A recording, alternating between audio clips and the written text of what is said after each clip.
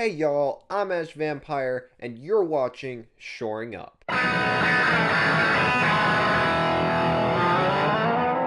This week on Shoring Up, we've got a show that is quite different from the normal anime fare, and I mean that in terms of genre.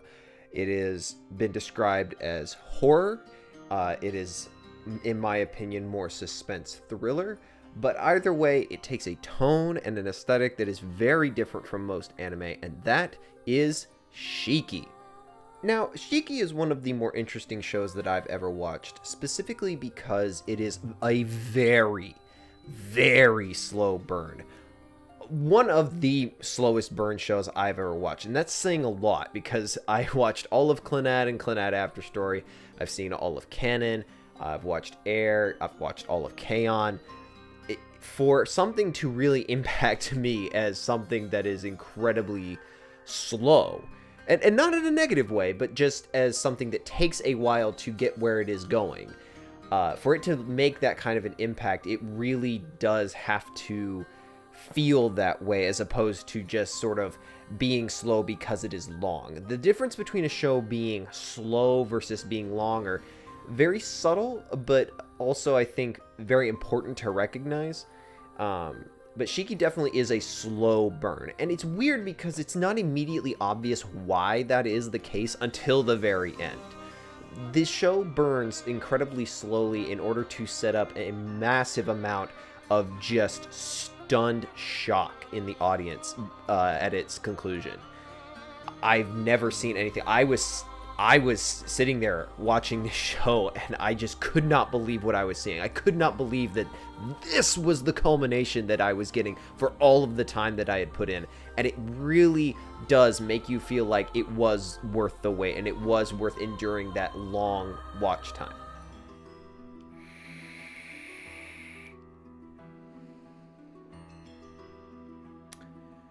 And like I said, Shiki has been described, I should say, as being a horror show, which is not necessarily inaccurate. It has definitely been, or it definitely plays with the ideas of dread and fear, uncertainty, and those sorts of elements. But I would not really describe it as horror. It doesn't feel scary, so to speak. It definitely captures a sense of dread, and it definitely captures a sense of the character's fear, like I said. It just feels, I personally as an audience member was not creeped out in any way. I wasn't afraid of what I was watching. And I think a part of that comes down to it being the medium of animation. Animation and drawn art in general, unless it's incredibly photorealistic, tends to have a degree of separation to it that kind of removes you from the characters.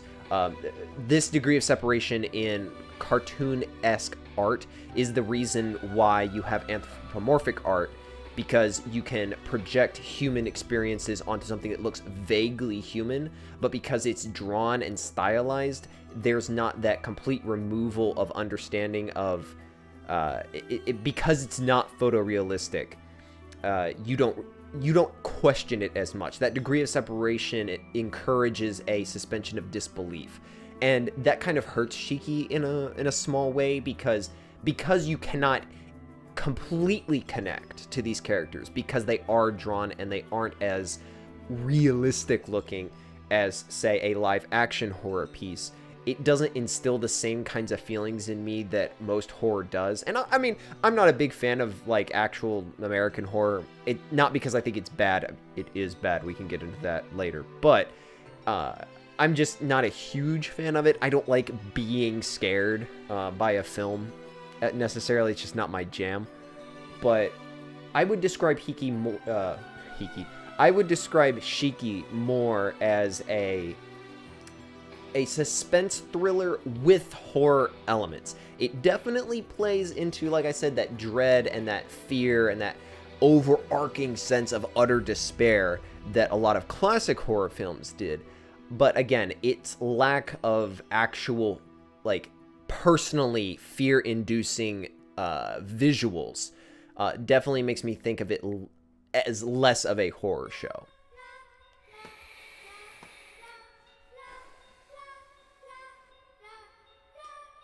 Shiki's definitely an interesting show to follow from a narrative perspective because it constantly shifts who the main character is. It never really gives any character that has any sort of significance to the plot any more sense of relevance than is absolutely necessary. And what this does, and this kind of helps play into that horror aspect, is that you never gain any sort of assumption that anyone is more important than anyone else, which is super important for a show like this, because if you had that sense, if you felt any of these characters were protected by plot armor, it would completely destroy the sense of uncertainty that goes along with anybody in this town could become a vampire. Anybody is susceptible. In order to sell this sense of dread, in order to sell this fear and this looming presence that is over this entire town in the show, you have to believe that any of these characters can at any moment become one of the Shiki. And this show does it. It accomplishes this in a fantastic way. Multiple characters who you never expected to actually fall and become vampires, they do. And that it becomes a huge plot point later on. The ones that don't really get very close many times to actually succumbing to it. And it just, in order to accomplish what Shiki sets out to do, it cannot give any more attention to any one character. It would destroy the entire mood of the show. You would not believe in it. It would be actually bad, because there would be no suspense. The suspense would be gone. And for a show that is kind of riding on that, because it isn't as horror toned as like American horror is, it really needs to do that, and it sells it perfectly. It's very good in maintaining your sense of fear for these characters. You are always wondering, okay, who's going next? Who's gonna die, or who's gonna become a vampire? You know, like, and the uncertainty is even compounded by the nature of the plot, in the sense, or more the world building rather, that even if you are bit by one of these vampires, there is not a 100% guarantee that you become a vampire. Like, you could just die. So it really hits home on this point that no one is important. No one has any more relevance than anybody else, and anybody could get taken out at any time. And again, this really helps on the suspense, and if they hadn't done it like this, the slow burn aspect that I mentioned earlier would just make it become boring. By keeping any of the characters from being any more relevant than anyone else, that slow burn just builds tension.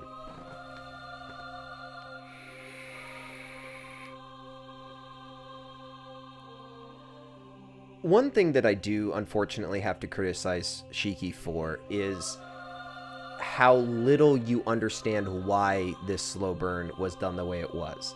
Because as much as that slow burn is important for the suspense, and as much as it is gratifying for you to finally see everything come together at the very end, all of that really doesn't make any sense. At the very least, it doesn't become cathartic for anybody until the very end. And until you recognize that that's how it's going to work out, it is a bit of a slog to work through. Like, as much as I would love to say that the length of this show and that the time that you have to spend with these characters before everything finally gets resolved, it is good for certain aspects of the show. Like I said, that building of suspense. But overall, I do think it could have been a little less. It feels like it stalls in a lot of places. It feels like it is trying really hard to drag it out as much as possible, because they understand that they have to build that suspense. But unfortunately, there are certain instances where you're like, okay, not for any particular reason or because you particularly care about any one character more than the rest. It's just that I want to move on with the plot. Like, after a while, that they have accomplished as much suspense and as much overarching dread as you could possibly do, and then the length ends up actually hurting it slightly. It's not a huge problem. It's not a ruiner, right? Like, it doesn't make the show unwatchable by any stretch of the imagination. But if you are going to go into this show, you should definitely be prepared to kind of be in for the long haul in a less than appealing way. I wish I could say that the length is perfect for it and that it really uses it to the maximum extent possible, but it is a little bit too long for what it goes for, because it reaches a certain peak of suspense and like I said, that maximum level that it can reach, and then it just continues to go on before we actually get to the end.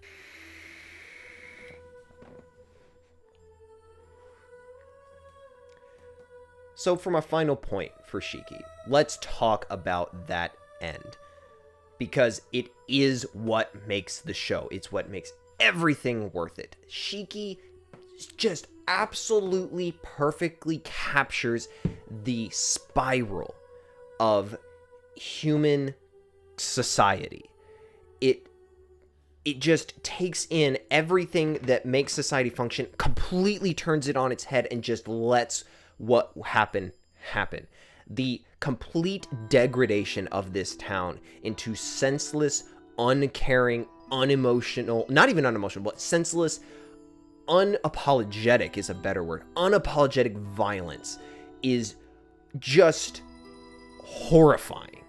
I think the violence at the very end of the show is perhaps the most horror-esque element in this show. Not because it is particularly scary, but because it's honest.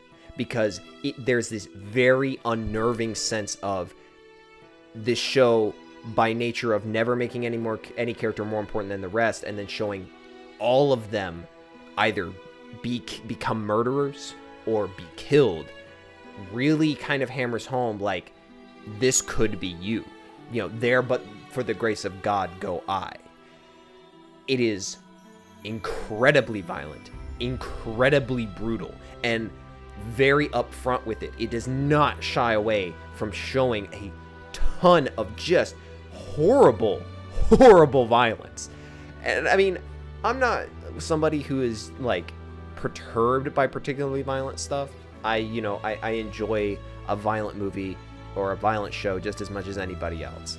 But this has as such an element of honesty to it about the human condition, that these people don't need to kill these vampires, that the amount of pathos that is established for these vampires as still being the people they were before they became vampires, and yet they are treated as less than human. That is what is so powerful in this show, that they are killed like animals, despite you having experienced so much of their internal struggles, of everything they are trying to do to cope or to bring people over to the same side as them, as, you know, make other people vampires. You know, vampires like now, who are the crux of everything that we associate with being human, now transplanted into this new identity, and it kind of showing that she retains her humanity in a lot of ways. It's just warped and twisted and made into something that, while not ideal, is definitely not worthy of brutal murder. It just is so powerful and like I said, so unapologetic about showing you that anybody can become a brutal, violent killer. And it really turns, and it's kind of funny because the entire show up until this point had kind of given the pathos to the townspeople. Like, they're getting taken out, they're getting overrun, you know, the vampires are encroaching onto their territory and turning their everyone into these these unthinking killing machines. You know, that's the kind of the vibe that you had gotten through the whole show. And then by the end, you actually think the vampires are getting the short end of the stick because they're just being so brutally slaughtered en masse. And part of this is, like, the way that the villagers sing over, like, just carrying dead bodies of these people that they have definitely known their entire lives. It's unnerving, it's creepy, it's weird, and there's no reveling in this violence. I think that's the key difference here, as opposed to, like, an action film that has violence. You can't get excited about this. Not in the fun way. It is a perfect encapsulation of how actually mentally damaging killing another human being is. there have been very, very few things that just cause me to sit back and just watch it with a stunned expression on my face. That is the only thing that I can use to describe. I was stunned. I was no thought was going through my head. I couldn't think about what I was watching just because it was so enrapturing and so unnerving to just view. It's kind of like how when you're driving down the down the road and there's a crash, like a really bad one on the side of the road, how even though you should just keep driving, it's off to the side, it's in the curb, people slow down and they stop and look. There's this morbid fascination that we have with carnage, and this really captures that. You want to look away. You don't want to see these people just absolutely brutally murdered, but you can't look away. You can't do it. You are. There's this weird capturing of our morbid curiosity and our morbid fascination with death that the show just completely sucks you in. I know that I probably come off sounding a little less than ingratiated to this show because of this, but do not mistake my sense of my sense of unnerved dread with distaste. It is not that. It is just a very unique experience that very few films or shows are actually able to capture, and Shiki does it so excellently. Okay, that's been my review of Shiki. I hope you enjoy it. This has been Shoring Up. I give Shiki a 7. Catch you on the flip side.